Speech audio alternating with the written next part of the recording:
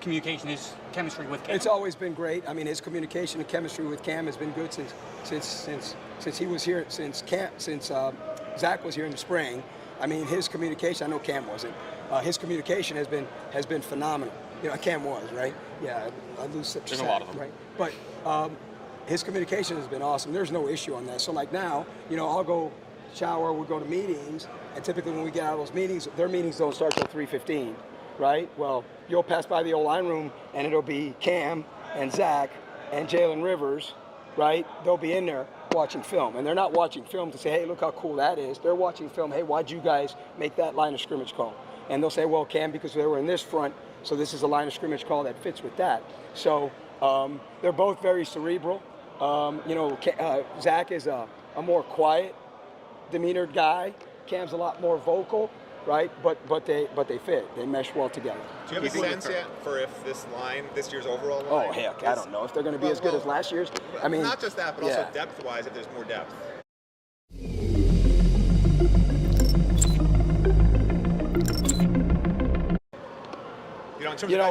Honestly, from a depth standpoint, as an offensive line coach, you're looking to start the season. I would say that would be anybody in the country, any offensive line coach in the country.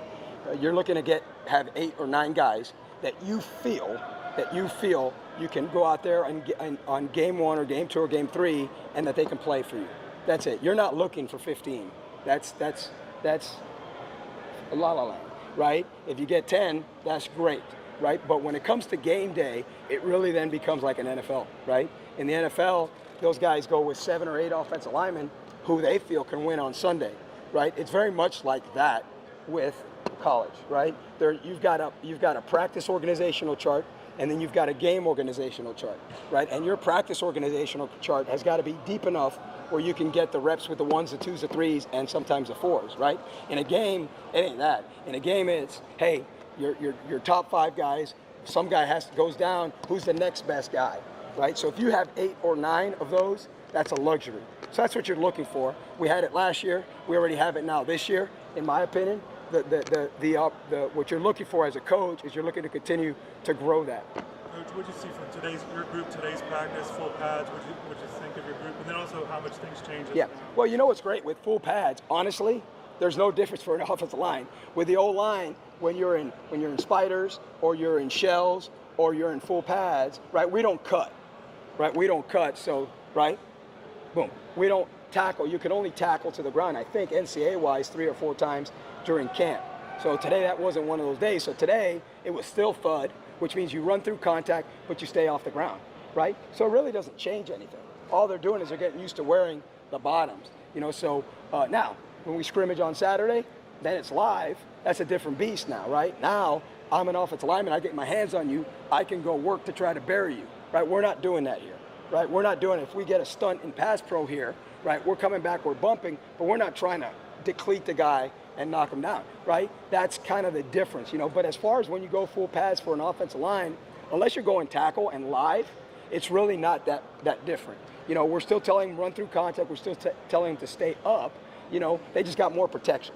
That's it. You know, and so what I saw from them is, you know, the defense got after our tail yesterday, and I thought we responded a lot better today than we did yesterday. You know, our defensive line is salty now, right? Those guys are salty. So if you even think about, hey, my mind's going to be somewhere else, they won't get after you, right? So it's awesome. You know, the old adage, iron sharpens iron. Well, we get it every day.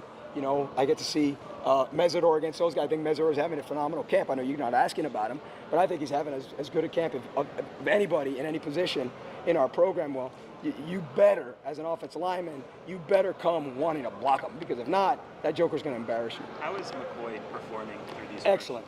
He's been doing excellent. Matt's been doing awesome, and you know, he's one of the guys competing for the left guard spot. You know, to be one of those guys in that starting unit.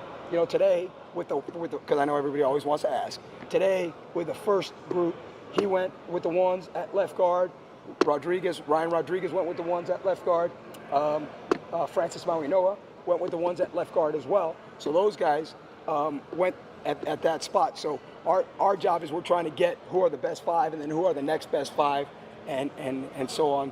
down the line. He's doing fantastic. And where are you He's doing working? fantastic. We're trying to get him. Well, we don't know, right? He's never been in the game in terms of like starting a game. You know, you go out there and mop up duty, clean up duty. That's all great. So we're trying to, you know, he's working right now in practice to try to get himself into game shape. That's what we're doing with him. Where are you working, Samson? Yeah. Where So was this? so when Samson, when Maui Noah goes to left guard, you slide Samson at right down. You know what I'm saying? Okay. So you got they all fit in the puzzle. You know, they all fit in the puzzle. So he's doing really good too. He's progressing tremendously as well. So like I said, we got 8, 9 guys that we feel right now you can go compete on a Saturday against whoever's on our schedule. So that's what we're doing. How have you seen Francis progress, since last year, and how much of a detriment was not being able to compete in the spring for him? For him, it was not. You know, in the spring, heck, sometimes it's a blessing, right? Because you less wear and tear on your body. Kind of, I know he had to get some stuff cleaned up, but he's been awesome. His leadership is tremendous. He's, even though he didn't practice in the spring, it hasn't slowed him down one bit at all. So we're just looking for him to continue to progress, do a better job using his hands in pass protection, bringing his hips in the run game. So those are 2 little subtle things that we work on with him on a daily. With all of them. Hey, Cece, I thought your stance last year was too wide. Let's tighten your stance. So to me, it's those little things, right, that'll help him become a better player. And one of the things about him, I'm remembering off the top of my head, I think he had 4 holding penalties most on the offensive line.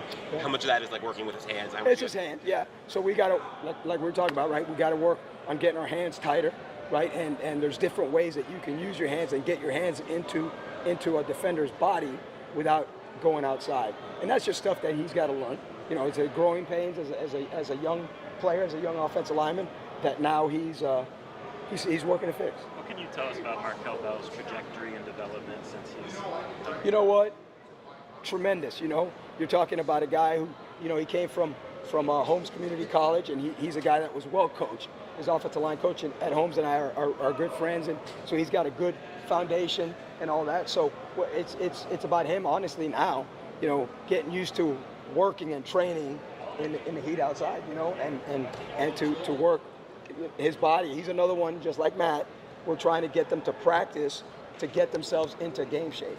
You know what I'm saying? But he's an unbelievable kid, unbelievable work ethic, and I would say probably the number one thing that I tell him is that whoever he's going against is nameless, faceless, right?